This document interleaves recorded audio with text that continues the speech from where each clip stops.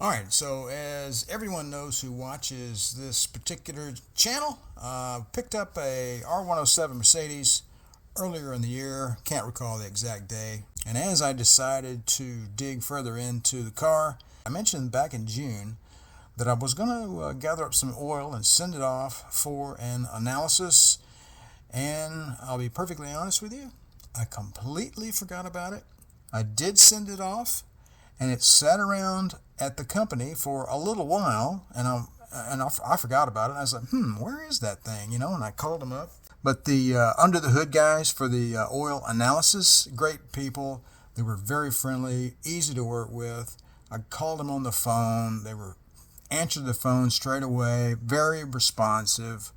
Very apologetic. It's all man. I forget how the conversation went, but it basically got misplaced or something. And they found the file and they emailed it out to me, and everything was cool. So great guys down there under the hood. So anyway, that's who I chose to do the analysis, and you can find them on Amazon. So anyway, let's get into it, as they say in the goofball YouTube channels that sit in front of a desk and just talk at you. Okay, sorry about the rant. This was taken June the 25th, and the odometer reading was 105,000. Basically, they wanted to know something about the car, and I said, well, the only thing I knew about it at the time was it was a barn find project car.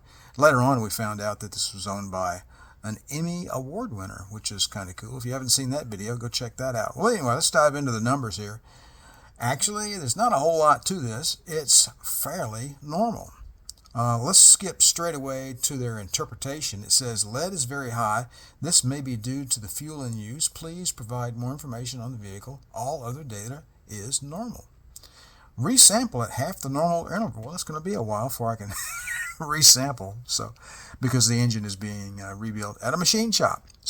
But I wanted to see what the history was on the engine.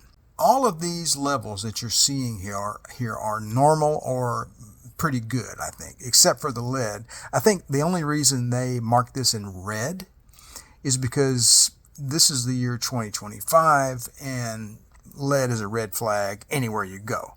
But when this car was being driven up until 1999, when it was eventually parked, I'm making the assumption that says they were still able to find leaded gasoline in the New York area where this car lived its life. Either that, or as the 90s progressed and leaded gasoline became more and more,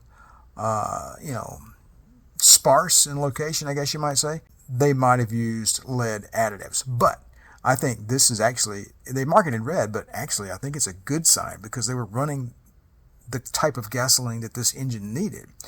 And also I looked at the valves and they seem fine. There's no valve seat recession at all. So everything looks great.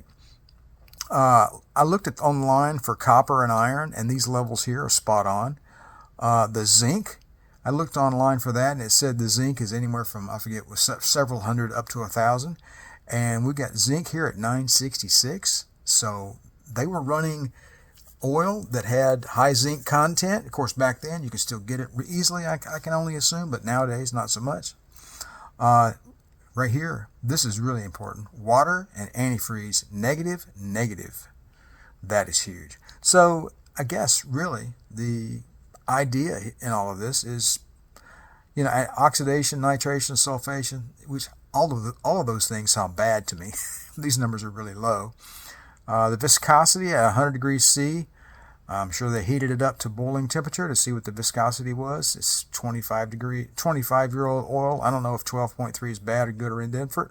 Probably okay, not sure. A little bit of sodium. Phosphorus, 898. That seems, they said it was normal, but it looks like a big number to me, but I really don't know. Magnesium and calcium.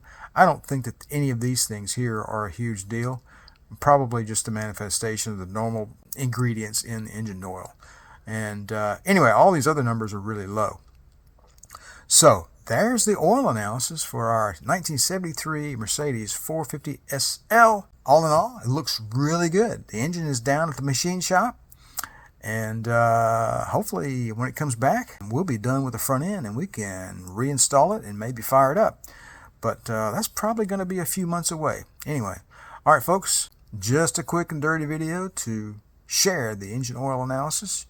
You guys have a good one.